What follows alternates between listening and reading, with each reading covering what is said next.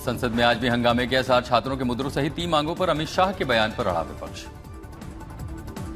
जम्मू कश्मीर को राज्य का दर्जा देने की मांग को लेकर के विपक्ष का विरोध प्रदर्शन की तैयारी, Congress, SP, DMK, TMC, CPI आप समेत अन्य दलों के शामिल होने की संभावना। आज भी यूपी विधानसभा में हंगामे के आसार, राम मंदिर चढ़ावा चोरी पर आज भी विपक्ष कर सकता है हंगामा। चढ़ावा चोरी पर गतिरोध जारी, विपक्ष कर रहा बहस की मांग, योगी सरकार ने कहा बहस की जरूरत नहीं, एसआईटी जांच जारी है। यूपी में चुनाव से पहले एसपी का प्रबुद्ध सम्मेलन, आज जनेश्वर मिश्रा की जयंती पर समाजवादी पार्टी ने आयोजित किया, अखिलेश यादव करेंगे पुष्पांजलि। संसद परिसर में आयोजित एक पुस्तक विमोचन कार्यक्रम के दौरान राहुल गांधी ने पीएम मोदी पर जोरदार हमला बोलते हुए कहा उन्हें माफ करने वाले कौन होते हैं। राहुल ने पीएम मोदी पर हमला बोलते हुए कहा छात्र सड़कों पर है, बहुत दर्द में है, दूसरी तरफ प्रधानमंत्री हैं जो उन्हें माफ कर रहे हैं। पीएम के साथ राहुल गांधी ने आरएसएस पर भी जमकर निशाना साधा, बोले आरएसएस की सोच के पीछे एक बहुत खतरनाक विभाजनकारी ताकत काम कर रही है।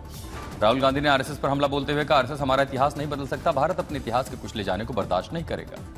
आज बागपत दौरे पर होंगे राहुल गांधी, पूर्व राज्यपाल सत्यपाल मलिक की पहली पुण्यतिथि के कार्यक्रम में शामिल होंगे। मदरसा शिक्षा पर योगी सरकार का फैसला, कामिल फाजिल डिग्री की मान्यता खत्म होगी।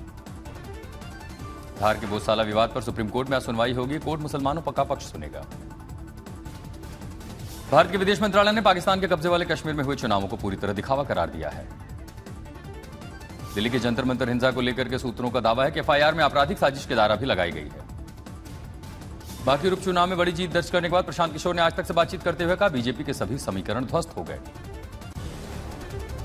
महाराष्ट्र की डिप्टी सीएम सुनेत्रा पवार पर कांग्रेस अध्यक्ष हर्षवर्धन सपकाल का हमला, सोशल मीडिया पर अभद्र शब्द का इस्तेमाल। इसके विरोध में भड़के एनसीपी कार्यकर्ता सड़क पर उतरे, कांग्रेस दफ्तर में जोरदार हंगामा किया। उप मुख्यमंत्री सुनेत्रा पवार ने कांग्रेस की अभद्र टिप्पणी पर प्रतिक्रिया देते हुए कहा उचित समय आने पर करारा जवाब दिया जाएगा। सीएम फडणवीस ने भी कहा खबरों में बने रहने के लिए राजनीति कर रहे हैं, महाराष्ट्र की संस्कृति में इतने निचले स्तर पर जाने वाले पहली बार देखने को मिले। डिप्टी सीएम एकनाथ शिंदे की ओर से भी प्रतिक्रिया आई, उसे महिलाओं के अपमान से जोड़कर देखा। दिल्ली में एसआईआर की समय सीमा फिर बढ़ाई गई, अब 17 अगस्त तक चलेगा बूथ स्तर पर घर घर सत्यापन। प्रारूप मतदाता सूची 24 अगस्त को प्रकाशित होगी, दावे और आपत्तियां 24 अगस्त से 23 सितंबर तक स्वीकार की जाएंगी। पीएम मोदी का फेसबुक वीडियो हटाए जाने के मामले को लेकर के केंद्र सरकार ने मेटा को समन दिया। जमीयत उलेमा हिंद के अध्यक्ष अरशद मदनी ने केशव प्रसाद मौर्य के मदरसों के आतंकवाद वाले अड्डा बताने वाले बयान की कड़ी निंदा की। केशव मौर्य के बयान पर पलटवार करते हुए मदनी ने इसे आजादी के इतिहास, भारतीय संविधान का अपमान बताया। तमिलनाडु के नेता प्रतिपक्ष डीएमके नेता उदयनिधि स्टालिन 8 घंटे पूछताछ के बाद रिहा हो गए। पीडीपी अध्यक्ष महबूबा मुफ्ती का धारा 370 हटाए जाने की 7वीं वर्षगांठ से एक दिन पहले श्रीनगर में विरोध प्रदर्शन के दौरान कहा हम इस रात को कभी नहीं भूल सकते। पीडीपी नेता इल्तिजामुद्दीन ने विरोध मार्च निकालने की कोशिश की, लेकिन पुलिस ने उन्हें रोक दिया। धारा 370 हटाए जाने के विरोध में आज नेशनल कॉन्फ्रेंस कांग्रेस पीडीपी विरोध प्रदर्शन करेगी।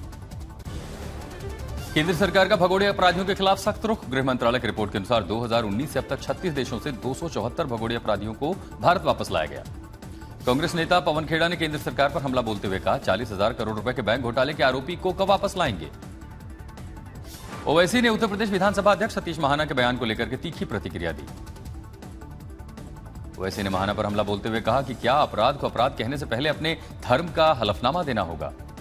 राम मंदिर चढ़ावा चोरी विवाद के बाद ट्रस्ट के पूर्व महासचिव चंपत राय पहली बार सामने आए। यूपी के संभल में सांसद पप्पू यादव के विरोध में वीएचपी बजरंग दल का प्रदर्शन। जेपीएससी को लेकर के छात्रों का आंदोलन 12वें दिन जारी, देश भर से मिल रहा है समर्थन। परीक्षा गड़बड़ी मामले में सीआईडी ने 3 और गिरफ्तारियां की। मुख्यमंत्री हेमंत सोरेन ने पहली बार अपनी प्रतिक्रिया दी और कहा कि जेपीएससी मामले में सरकार की पैनी नजर है, समय आने पर निर्णय भी दिखेगा। पूर्व मुख्यमंत्री रघुवर दास ने छात्र आंदोलन को लेकर के हेमंत सोरेन को चिट्ठी लिखी, सीबीआई जांच की मांग की। प्रमुख विपक्षी दल बीजेपी ने एक बार फिर सोरेन सरकार पर हमला बोलते हुए कहा कि छात्र आंदोलन को सरकार अनसुनी कर रही है। यूपी के मुजफ्फरनगर में कांवड़ यात्रा के बीच चेहलुम जुलूस को लेकर के पुलिस अलर्ट है। सड़क के बीच में 10-10 फीट ऊंचे टेंट के पर्दे लगवाए गए हैं। यात्रा और जुलूस शांतिपूर्ण संपन्न कराने के लिए पुलिस तैनात है। ग्लासगो कॉमनवेल्थ खेल में रजत पदक जीतकर स्वदेश लौटे वेट लिफ्टर लवप्रीत सिंह का जोरदार स्वागत हुआ। भगवद गीता के श्लोकों की ध्वनि से गूंजा अमेरिका के टेक्सास का डलास। 10,000 से ज्यादा श्रद्धालुओं ने भगवद गीता के सभी 700 श्लोकों का सामूहिक पाठ किया। मैसूर के अवधूत दत्त पीठम पीठाधीश श्री गणपति सच्चिदानंद स्वामी की मौजूदगी में कार्यक्रम हुआ। राजस्थान के फतेहपुर शेखावटी में जोरदार बारिश से हालात बिगड़े।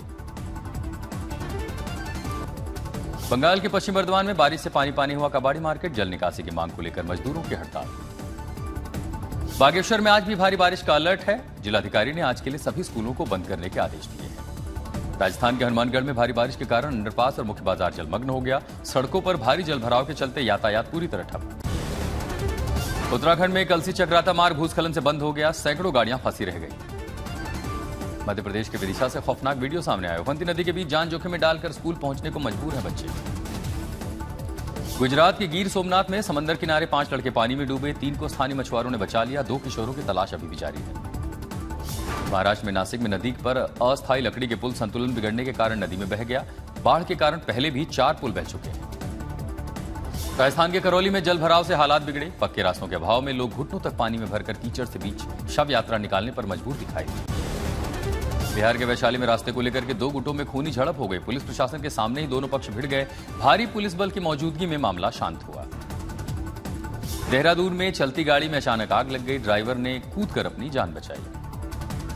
धनबाद के कतरास में जोरदार धमाका हुआ। आधा दर्जन घर जमींदोज हो गए। आसपास रह रहे लोगों में दहशत फैल गई। राजस्थान के अलवर में नशे की हालत में 25 फीट ऊंचे ऐतिहासिक गुंबद पर एक युवक चढ़ गया। आधे घंटे हाई वोल्टेज ड्रामे के बाद जब हाइड्रोलिक लिफ्ट देखी तो खुद ही नीचे उतर गया। मथुरा में जन्माष्टमी से पहले खाद्य विभाग ने बड़ा एक्शन लिया है। 5000 किलो से भी ज्यादा मिलावटी पेड़ा, मिल्क केक जब्त करके नष्ट किया गया। एनएमआरसी ने M3M प्राइवेट लिमिटेड को गंभीर सुरक्षा का उल्लंघन का दोषी माना है। मेट्रो की संपत्ति को नुकसान पहुंचाने और एक्वा लाइन की सेवाएं बाधित होने के मामले में अब नोटिस। सूरत में 3 फुट गहरे गड्ढे में बाइक गिरने से युवक की मौत हो गई। हादसा सीसीटीवी में कैद। लोगों में प्रशासन के खिलाफ आक्रोश। गुजरात के मेहसाणा में नाबालिग ने गाड़ी से आंगन में बैठे 3 लोगों को कुचल दिया। 2 की मौत हो गई। कार पर नियंत्रण खोने की वजह से हादसा हुआ। अमृतसर पुलिस का एक्शन दिखाई दिया। आई समर्थित 2 आतंकी मॉड्यूल का भंडाफोड़ हुआ। 9 आरोपी गिरफ्तार। एक बड़ा आतंकी हमला टल गया। हिमाचल में नशा तस्करी के खिलाफ चलाए जा रहे अभियान के तहत शिमला पुलिस को बड़ी कामयाबी मिली है। 6 करोड़ के ड्रग्स के साथ तस्कर को भी गिरफ्तार किया गया।